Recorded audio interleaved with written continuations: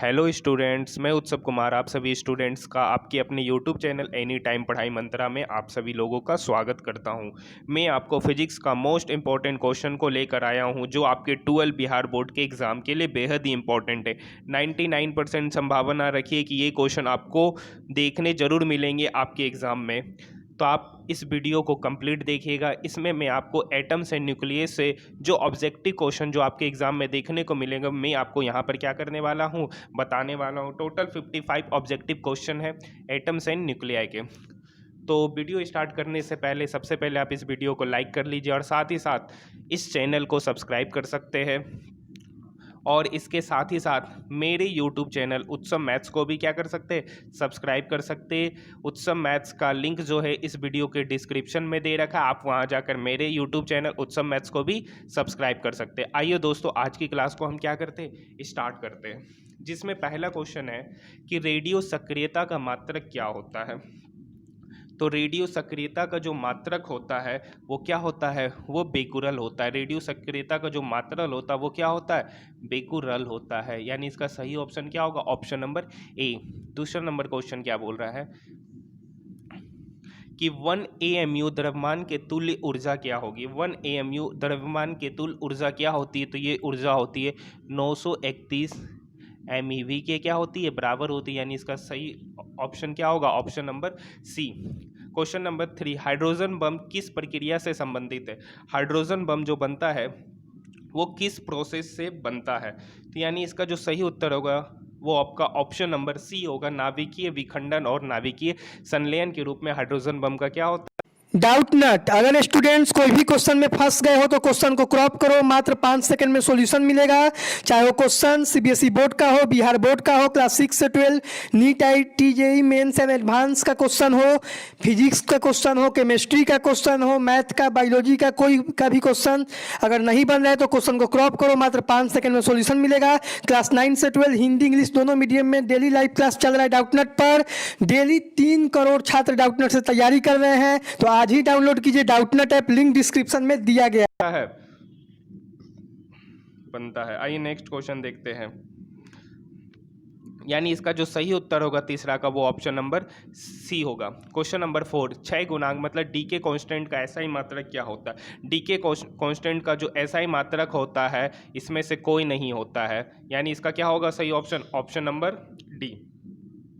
जीवाश्म की आयु पता की जाती है। हम लोगों को पता है कि जो किसी भी जीवाश्म की जो आयु पता लगाई जाती है वो कार्बन डेटिंग से पता लगाया जाता है। क्या चीज़ से पता लगाया, कार्बन डेटिंग से। यानी इसका सही ऑप्शन क्या होगा, 5 का option number A. Question number 6, सौर ऊर्जा का स्रोत क्या है। सौर ऊर्जा जो है वो न्यूक्लियर संलयन के कारण क्या होता है। सौर ऊर्जा का जो स्रोत है वो न्यूक्लियर संलयन है, न्यूक्लियर संलयन। यानी इसका जो सही उत्तर होगा 6 का बी नंबर होगा। 7 नंबर क्वेश्चन, बीटा किरणें विक्षेपित होती है। बीटा किरणें कब विक्षेपित होती है। बीटा किरणें जो होता है जब चुंबकीय एवं विद्युतीय क्षेत्र दोनों में, बीटा किरणें किसमें विक्षेपित होती है, तो चुंबकीय एवं विद्युतीय क्षेत्र दोनों में। यानी इसका जो सही उत्तर होगा ऑप्शन नंबर डी होगा। निम्नलिखित में से किसमें महत्तम वेधन क्षमता होती है। जो वेधन क्षमता होती है वो किसमें सबसे महत्तम होता है, तो इसका सही उत्तर होगा गामा किरण। गामा किरण में जो वेधन क्षमता होती है सबसे महत्तम होती है। आइए क्वेश्चन नंबर 9 देखते हैं। हाइड्रोजन स्पेक्ट्रम की कौन सी श्रेणी दृश्य भाग में पड़ती है। हाइड्रोजन स्पेक्ट्रम की कौन सी श्रेणी दृश्य भाग में पड़ती है, तो बामर श्रेणी जो होती है, हाइड्रोजन स्पेक्ट्रम की जो बामर श्रेणी होती है वो दृश्य भाग में पड़ती है। यानी इसका सही उत्तर ऑप्शन नंबर बी होगा। यहाँ पर एक दे रखा है थोरियम जिसका परमाणु संख्या 90 और परमाणु द्रव्यमान 230 है कि परमाणु में न्यूट्रॉनों की संख्या क्या होगी। इसमें जो न्यूट्रॉनों की संख्या होगी वो क्या होगी, 140 होगा, क्योंकि न्यूट्रॉनों की संख्या बराबर होता है परमाणु संख्या परमाणु द्रव्यमान माइनस परमाणु संख्या। अब 230 में से 90 घटा देंगे तो कितना निकल के आएगा, 140 निकल के आएगा। यानी 10 का जो बी, यानी इसका जो सही ऑप्शन होगा वो ऑप्शन नंबर बी होगा, क्योंकि न्यूट्रॉनों की संख्या बराबर होती है परमाणु द्रव्यमान माइनस परमाणु संख्या। परमाणु संख्या नहीं, परमाणु द्रव्यमान माइनस प्रोटोनों की संख्या होती है, क्योंकि प्रोटोनों की संख्या परमाणु संख्या दोनों क्या होता है, सेम होता है। क्वेश्चन नंबर 11 देखिए। निम्नलिखित में कौन सी किरणें विद्युत क्षेत्र द्वारा विक्षेपित होती है। निम्न में से कौन सी किरणें विद्युत क्षेत्र द्वारा विक्षेपित होती है। जो अल्फा रेज होता है वो विद्युत क्षेत्र के द्वारा क्या होता है, विक्षेपित होता है। अल्फा रेज जो होता है वो विद्युत क्षेत्र के द्वारा क्या होता है, विक्षेपित होता है। क्वेश्चन नंबर 2 है, निम्नलिखित में से किसका द्रव्यमान इलेक्ट्रॉन के द्रव्यमान के बराबर होता है? निम्नलिखित में से किसका द्रव्यमान इलेक्ट्रॉन के द्रव्यमान के बराबर होता है? तो पॉजिट्रॉन का जो द्रव्यमान होता है, जो पॉजिट्रॉन का जो मास होता है वो इलेक्ट्रॉन के मास के क्या होता है? बराबर होता है। यानी 12 का जो सही ऑप्शन होना चाहिए वो आपका ऑप्शन नंबर सी होना चाहिए। क्वेश्चन नंबर 13 कह रहा है कि लेजर किरण में एक फोटोन दूसरे फोटोन को उत्सर्जन के लिए प्रेरित करता है, तो दोनों फोटोन होता है। बोल रहा है कि लेजर किरण में एक फोटोन जो होता है दूसरे फोटोन को उत्सर्जन करने के लिए प्रेरित करता है, तो दोनों फोटोन जो होता है उसकी प्रवृत्ति क्या होती है? उसमें ऊर्जा समान होता है, दिशा भी समान होता है, आयाम भी क्या होता है? समान होता है। यानी इसका जो सही ऑप्शन होगा वो क्या होगा? ऑल ऑफ एबव, इनमें से सभी, क्योंकि ऊर्जा भी समान होता है, दिशा भी समान होता है और आयाम भी क्या होता है? समान होता है। बोर के नेक्स्ट क्वेश्चन, बोर के हाइड्रोजन परमाणु के सिद्धांत के nth कक्षा में विद्यमान इलेक्ट्रॉन के लिए क्या सही ऑप्शन दे रखा है? तो इसका जो सही ऑप्शन होगा, जो रेखीय संवेग होता है, जो रेखीय संवेग होता है वो डायरेक्टली प्रोपोर्शनल होता है 1/9 के, ये भी सही है। गतिज ऊर्जा होता है वो इन्वर्सली प्रोपोर्शनल होता है 1/n² की, ये भी सही है। रैखिक संवेग भी इन्वर्सली प्रोपोर्शनल होता है 1/n के, और जो कोणीय संवेग होता है वो डायरेक्टली प्रोपोर्शनल होता है n के। यानी इसका जो सही ऑप्शन क्या होना चाहिए? क होना चाहिए, ग होना चाहिए और घ होना चाहिए, यानी ए, सी और डी। क्योंकि रेखीय संवेग जो होता है वो इन्वर्सली प्रोपोर्शनल होता है 1/n के, गतिज ऊर्जा इन्वर्सली प्रोपोर्शनल टू 1/n², और कोणीय संवेग जो होता है वो डायरेक्टली प्रोपोर्शनल होता है n के। आइए नेक्स्ट क्वेश्चन देखते हैं हमारा। क्वेश्चन नंबर 15 क्या कर रहा है? क्वेश्चन नंबर 15 कर रहा है जैसे जैसे द्रव्यमान संख्या ए बढ़ती है उसी के साथ निम्न में से न्यूक्लियस से संबंधित किस राशि का परिवर्तन नहीं होता है? बोल रहा है कि इसमें से किस राशि का परिवर्तन नहीं होता। अब पता है कि जैसे जैसे हम लोग क्या बढ़ाते हैं द्रव्यमान संख्या, मतलब उसका जो एटॉमिक नंबर को हम क्या कराते हैं, द्रव्यमान संख्या को हम द्रव्यमान संख्या को क्या करते बढ़ाते हैं, तो उसके साथ साथ न्यूक्लियस से संबंधित किस राशि का परिवर्तन नहीं होता है? तो द्रव्यमान भी बढ़ता है, ये हमको पता है। जैसे ही हम द्रव्यमान संख्या बढ़ाएंगे तो द्रव्यमान भी बढ़ेगा, आयतन भी उसका क्या होगा? बढ़ेगा। उसका एनर्जी भी क्या होगा? उसका जो बंधन एनर्जी है वो भी क्या होगा? बढ़ेगा। लेकिन एक चीज पे कोई प्रभाव नहीं पड़ता, उसके डेंसिटी पर क्या होता है? कोई प्रभाव नहीं पड़ता, यानी घनत्व पे उसका कोई प्रभाव नहीं पड़ता। यानी इसका सही उत्तर ऑप्शन नंबर सी होगा। एक रेडियो समस्थानिक की अर्ध आयु 5 वर्ष है, तो 15 वर्ष में क्षय होने वाले पदार्थ का भाग कितना होगा? तो एक रेडियो समस्थानिक की अर्ध आयु 5 वर्ष है, तो 15 वर्ष में क्षय होने वाले पदार्थ का जो भाग होगा वो क्या होगा? 1/8 होगा। क्या होगा? 1/8, यानी इसका सही ऑप्शन ऑप्शन नंबर सी है। क्वेश्चन नंबर 17, नाभिकीय अभिक्रिया में संरक्षित रहता है। जो नाभिकीय न्यूक्लियर रिएक्शन जो होता है उसमें क्या संरक्षित होता है? उसमें क्या होता है? आवेश भी संरक्षित होता है, संवेग भी संरक्षित होता है, ऊर्जा भी क्या होता है? संरक्षित होता है। यानी इसका जो सही आंसर होना चाहिए वो आपका ऑल ऑफ दीज होना चाहिए, मतलब सभी होना चाहिए। ठीक है, आइए नेक्स्ट क्वेश्चन। नाभिक का आकार क्या होता है? क्वेश्चन नंबर 18, नाभिक का आकार क्या होता है? नाभिक का जो आकार होता है 10⁻⁻14 कोटि का होता है, 10⁻⁻14 कोटि का। यानी इसका जो सही ऑप्शन मैच खा रहा है वो आपका ऑप्शन नंबर ए से मैच खा रहा है। परमाणु का आकार क्या होता है? ऊपर में देखिए कि नाभिक का आकार कितना होता है? 10⁻14 मीटर कोटि का होता है, जबकि परमाणु का आकार कितना होता है ये आप बताइए। तो परमाणु का जो आकार होता है वो 10⁻10 मीटर कोटि का होता है। दोनों याद रखिएगा, नाभिक का आकार 10⁻14 मीटर कोटि का होता है, जबकि परमाणु का आकार 10⁻19 मीटर कोटि का होता है। यानी 19 का सही उत्तर होगा आपका ऑप्शन नंबर ए। नाभिक का आकार किस पर निर्भर करता है? बताइए, नाभिक का आकार जो होता है वो किस पर निर्भर करता है? तो जो नाभिक का आकार होता है वो आपका द्रव्यमान संख्या पर निर्भर करता है। किस पर निर्भर करता है? द्रव्यमान संख्या पर निर्भर करता है। यानी 20 का जो सही ऑप्शन होना चाहिए वो आपका ऑप्शन नंबर बी होना चाहिए। क्वेश्चन नंबर 21, क्वेश्चन नंबर 21 कर रहा है कि तत्व, क्वेश्चन नंबर 21 कर रहा है कि तत्व X8 जिसका एटॉमिक नंबर 82 और एटॉमिक मास जो वेट नंबर है द्रव्यमान संख्या 202 दे रखा है, उसका एक नाभिक पहले एक अल्फा कण और फिर एक बीटा कण उत्सर्जित करता है, तो परिणामी नाभिक की जो परमाणु संख्या होगी वो क्या होगी? बताइए, इसमें जो परमाणु नाभिक की जो परमाणु संख्या होगी वो 83 होगा। क्या होगा? 83 होगा। क्वेश्चन नंबर 22, एक रेडियो एक्टिव पदार्थ का क्षय नियतांक लैम्डा है, तो इसकी अर्ध आयु तथा मध्य आयु क्रमशः क्या होगी? इसकी अर्ध आयु तथा मध्य आयु क्रमशः क्या होगी? जो इसकी अर्ध आयु होगा वो होगा ln क्या है? लोगरिदम है, लॉग है। ln2 डिवाइडेड बाय लेमडा, और इसका जो मध्य आयु होगा 1/λ होगा, यानी इसका जो सही ऑप्शन होगा वो 22 का 2 नंबर होगा। 23 नंबर क्वेश्चन देखिए, अल्फा कण क्या है? अल्फा कण क्या है? हीलियम का नाभिक है। अल्फा कण जो होता है वो हीलियम का क्या है? नाभिक है, यानी इसका सही उत्तर ऑप्शन नंबर सी होगा। बीटा किरणें होती है तीव्रगामी, बीटा किरणें होती है तीव्रगामी, यानी इसका सही ऑप्शन किससे मेच खाएगा? ये इलेक्ट्रॉन। बीटा किरणें होती है तीव्रगामी इलेक्ट्रॉन की, यानी इस 24 का सही ऑप्शन क्या होगा? Option number C.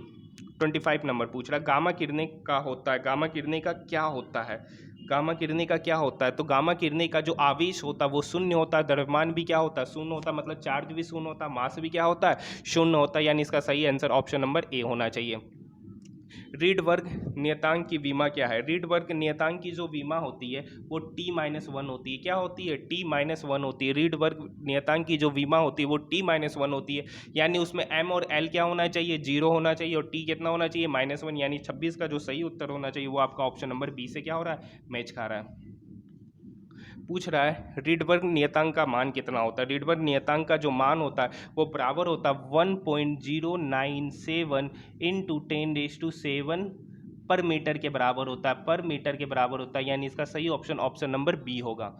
Question number 28, hydrogen परमाणु में r त्रिज्या की कक्षा में इलेक्ट्रॉन की गतिज ऊर्जा और कुल ऊर्जा क्रमशः क्या होती है? इन दोनों के बीच जो एनर्जी का जो रिलेशन होता है वो टोटल क्या होता है? ये आपका ऑप्शन नंबर बी में 1/4 pi epsilon not into E square upon 2r² और -1/4 pi epsilon not into E square upon 2r², यानी इसका सही ऑप्शन क्या होगा? ऑप्शन नंबर बी होगा। क्वेश्चन नंबर 29, जब En ऊर्जा अवस्था से इलेक्ट्रॉन Ep ऊर्जा अवस्था में कूदता है जहां n क्या है? ग्रेटर देन p हो, तो उत्सर्जित विद्युत चुंबकीय विकिरण का तरंगदैर्ध्य क्या होता है? इसमें जो तरंगदैर्ध्य होता है वो किसके बराबर होता है? ये बराबर होता है En minus Ep upon H के बराबर होता है, जो कि आपका ऑप्शन नंबर सी से क्या हो रहा है? मैच खा रहा है। आइए क्वेश्चन नंबर 30, नाभिकीय संलयन की क्रिया उच्च ताप पर होती है, क्यों? नाभिकीय संलयन की जो क्रिया होती है वो उच्च ताप पर होती है, क्योंकि उच्च गतिज ऊर्जा नाभिकीय विकर्षण के बल के विपरीत नाभिकों को पास में लाने के लिए आवश्यक होती है, यानी इसका जो सही उत्तर होगा वो आपका ऑप्शन नंबर डी होगा, यानी 30 का सही उत्तर option number D. Question number 31, बहुमूल्य नगों पत्थरों की पहचान में कौन सहायक होती है? जो बहुमूल्य नग होता है, पत्थर होता है, उसकी पहचान में कौन सहायक होता है? तो उसकी पहचान में जो एक्सरे होता है, बहुमूल्य पत्थरों की पहचान में एक्स किरण का क्या किया जाता है? प्रयोग किया जाता है, यानी इसका सही उत्तर क्या होगा? 31 का ऑप्शन नंबर सी होगा। क्वेश्चन नंबर 32, निम्नलिखित में से किसके उत्सर्जन से एलिमेंट में चेंज नहीं होता? निम्नलिखित में से किसके उत्सर्जन से एलिमेंट में कोई चेंज नहीं होता? तो गामा डीके के कारण, उस गामा डीके के उत्सर्जन से एलिमेंट में किसी भी तरह का चेंजमेंट नहीं होता, यानी इसका सही उत्तर आपका ऑप्शन नंबर डी होना चाहिए। क्वेश्चन नंबर 33, क्वेश्चन नंबर 33 कह रहा है कि रदरफोर्ड का अल्फा कण प्रयोग दर्शाता है कि किसी प्रयोग का द्रव्यमान उसने बहुत ही जगह में संकुचित रहता है। कब? न्यूक्लियस में क्या होता है? संकुचित रहता है, यानी इसका जो सही ऑप्शन होना चाहिए वो आपका ऑप्शन नंबर ए होना चाहिए। क्वेश्चन नंबर 34, रदरफोर्ड के अल्फा कण प्रकीर्णन प्रयोग में ज़्यादा से ज़्यादा अल्फा कण जो धातु सतह से टकराता है क्या होता है? वो सीधी रेखा में क्या होता है? चला जाता है। मतलब जो रदरफोर्ड के अल्फा कण प्रकीर्णन प्रयोग में ज़्यादा से ज़्यादा अल्फा कण जो धातु के सतह से टकराते हैं वो डायरेक्ट सीधी रेखा में क्या होते? चले जाते, यानी 34 का ऑप्शन नंबर ए होगा। 35 हाइड्रोजन परमाणु के बोर मॉडल में स्थिर कक्षा के लिए कोणीय संवेग क्वांटमीकृत होता है। हाइड्रोजन परमाणु के बोर मॉडल में स्थिर कक्षा के लिए जो कोणीय संवेग होता है वो क्वांटमीकृत होता है, यानी इसका ऑप्शन क्या होना चाहिए? ऑप्शन नंबर ए होना चाहिए। हाइड्रोजन परमाणु से इलेक्ट्रॉन को बाहर निकालने के लिए आवश्यक ऊर्जा को उसका क्या कहा जाता है? हाइड्रोजन परमाणु से इलेक्ट्रॉन को बाहर निकालने के लिए आवश्यक ऊर्जा को उसका आयनी ऊर्जा कहा जाता है। क्या कहा जाता है? उसका आयनी ऊर्जा कहा जाता है, यानी इसका सही ऑप्शन ऑप्शन नंबर ए होगा। हाइड्रोजन परमाणु की आयनी ऊर्जा कितनी होती है? हाइड्रोजन परमाणु की आयनीय ऊर्जा कितनी होती है? तो हम लोगों को पता है कि हाइड्रोजन परमाणु की जो आयनीय ऊर्जा होती है 13.6 इलेक्ट्रॉन वोल्ट होता है, जो कि आपका ऑप्शन नंबर ए से मैच खा रहा है, यानी यही आपका क्या है, सही उत्तर है।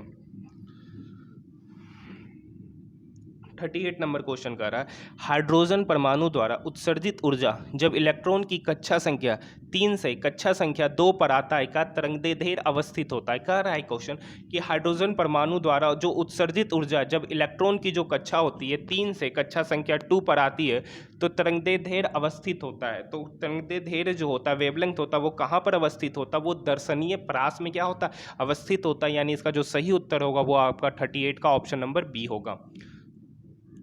क्वेश्चन नंबर 39, किसी पदार्थ के न्यूक्लियस की त्रिज्या को निम्न सूत्र से दिखाया जाता है। किसी पदार्थ के न्यूक्लियस की त्रिज्या को किस सूत्र से दिखाया जाता है?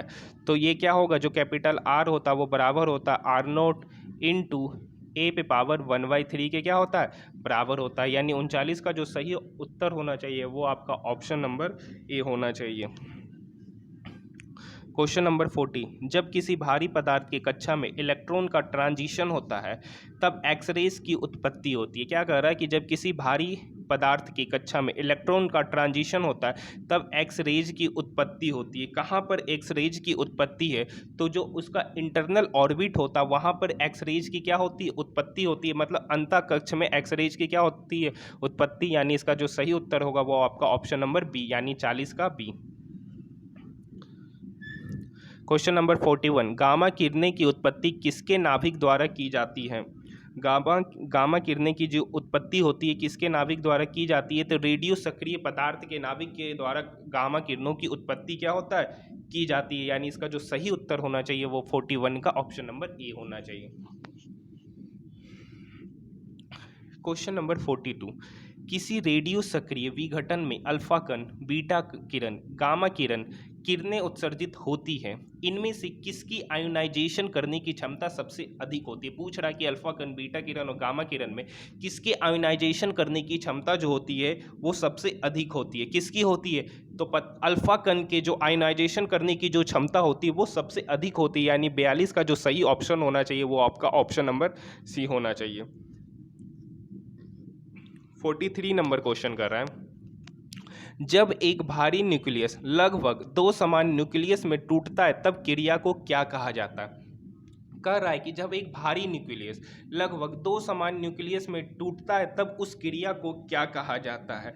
तब उस क्रिया को विखंडन हो रहा है ना। आप देख सकते हैं कि एक बड़ा नाभिक 2 छोटे छोटे नाभिक में क्या हो गया, 2 बराबर नाभिक में टूट गया, तो वहाँ पे क्या हो रहा है, विखंडन, मतलब टूटना। यानी ऑप्शन से पता चल गया कि इसका सही ऑप्शन क्या होना चाहिए, 43 का ऑप्शन नंबर ए, नाभिकीय विखंडन होना चाहिए।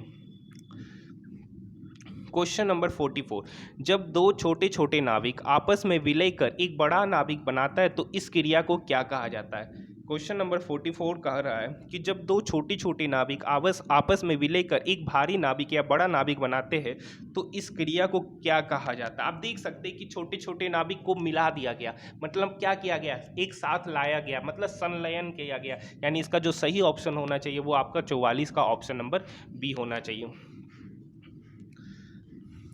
आइए हमारा नेक्स्ट क्वेश्चन क्या कर रहा है, क्वेश्चन नंबर 45, आजकल नाभिकीय ऊर्जा संयंत्र में ऊर्जा का उत्पादन नाभिकीय से होता है। आजकल नाभिकीय ऊर्जा संयंत्र में ऊर्जा का उत्पादन नाभिकीय से होता है। विखंडन, आजकल नाभिकीय ऊर्जा संयंत्र में ऊर्जा का उत्पादन नाभिकीय से होता है। नाभिकीय से होता है, किस नाभिकीय से होता है? तो नाभिकीय विखंडन से होता है। यानी इसका जो सही ऑप्शन होना चाहिए वो आपका 45 का ऑप्शन नंबर ए होना चाहिए। क्वेश्चन नंबर 46, नाभिकीय ऊर्जा संयंत्र में भारी पानी का उपयोग किया जाता है। नाभिकीय ऊर्जा संयंत्र में भारी पानी का उपयोग क्यों किया जाता है? मंदक के रूप में हम लोग नाभिकीय ऊर्जा जो होता है, जो न्यूक्लियर पावर प्लांट होता है, उसमें हम क्या करते हैं, भारी पानी का इसलिए प्रयोग करते क्योंकि मंदक के रूप में भारी पानी का हम लोग क्या करते हैं, प्रयोग करते। यानी जो इसका सही उत्तर होना चाहिए वो आपका 46 का ऑप्शन नंबर ए होना चाहिए।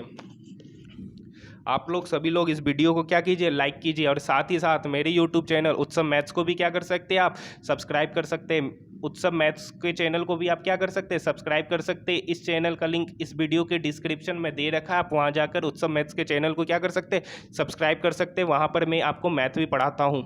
आइए दोस्तों नेक्स्ट क्वेश्चन देखते हैं। क्वेश्चन नंबर 47, सूर्य की सतह पर ऊर्जा का स्रोत क्या है?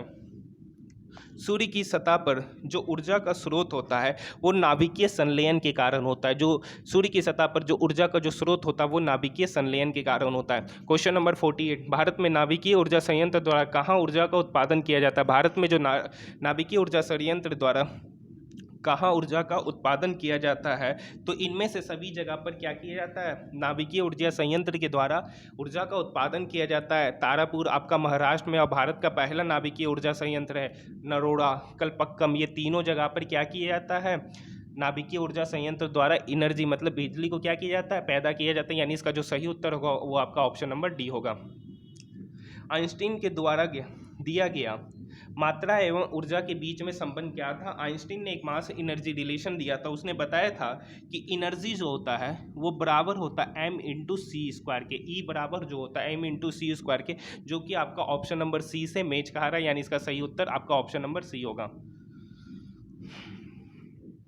क्वेश्चन नंबर 50, एक हाइड्रोजन बम में अधिक मात्रा में ऊर्जा किस क्रिया द्वारा निर्गत होता है? एक हाइड्रोजन बम में अधिक मात्रा में ऊर्जा किस क्रिया द्वारा निर्गत होता है? तो नाभिकीय संलयन, जो हाइड्रोजन बम में जो नाभिकीय संलयन में जो अधिक मात्रा में ऊर्जा क्या होता है? निर्गत होता है। यानी इसका जो सही उत्तर होगा वो आपका ऑप्शन नंबर ए होगा। रेडियो सक्रियता के समक्ष सबसे ज़्यादा पेनेट्रेट करने वाली किरण उत्सर्जित करता है। जब रेडियो एक्टिविटी जो होता है उसमें जो सबसे ज़्यादा पेनिट्रेट किरण जो उत्सर्जित होता है वो किस में उत्सर्जित होता है? तो ये गामा किरण जो होता है रेडियो सक्रियता के समक्ष सबसे ज़्यादा पेनिट्रेट किरणें जो उत्सर्जित होती है वो गामा किरण में होता है। यानी इसका सही ऑप्शन आपका ऑप्शन नंबर ए होगा। क्वेश्चन नंबर 52 का रहा है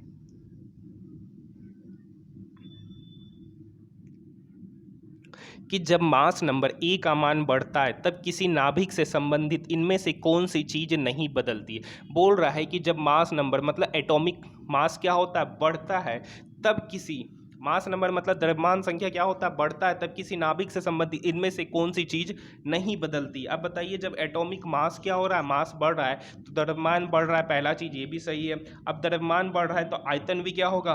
बढ़ेगा। तो आयतन भी क्या होता है? बढ़ेगा। यानी ये भी क्या होगा?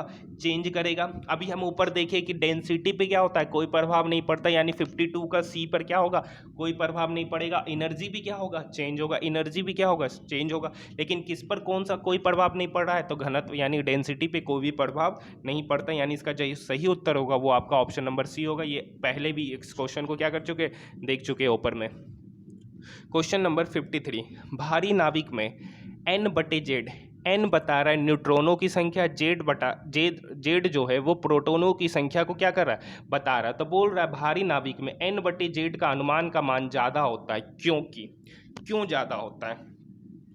न्यूट्रॉन प्रोटॉन की तुलना से भारी होता है? बिल्कुल गलत। न्यूट्रॉन एक अस्थिर कण है, बिल्कुल सही। यानी इसका जो सही उत्तर होना चाहिए वो 53 का ऑप्शन नंबर बी होना चाहिए। आइए नेक्स्ट को भी पढ़ते हैं। न्यूट्रॉन के द्वारा कोई विकर्षण बल नहीं उत्पन्न किया जाता, ये भी गलत। कूलाम्ब बल का प्रास नाभिकीय बल की तुलना में बराबर होता है, ये भी गलत। यानी जो सही ऑप्शन मैच खा रहा वो आपका 53 का ऑप्शन नंबर बी होगा। क्वेश्चन नंबर 54, इनमें से किस विघटन से नाभिक की बनावट नहीं बदलती है? इनमें से किसके विघटन से नाभिक की जो बनावट होती है वो नहीं बदलती है? तो बीटा प्लस डीके के विघटन से नाभिक की बनावट में कोई भी बदलाव नहीं होता है। यानी इसका जो सही उत्तर होगा वो आपका 54 का ऑप्शन नंबर बी होगा। क्वेश्चन नंबर 55, इनमें से किस विघटन में परमाणु संख्या घटती है? पूछ रहा है कि इनमें से किस विघटन में परमाणु संख्या घटती है? तो अल्फा डीके और बीटा माइनस डीके में के विघटन से जो उसकी परमाणु संख्या यानी जो एटॉमिक नंबर होता है वो घटता है।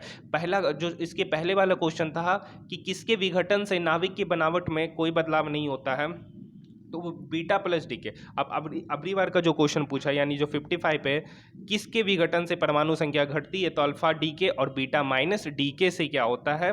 परमाणु संख्या घटती है। यानी इसका जो सही उत्तर होगा वो आपका ऑप्शन नंबर सी होगा।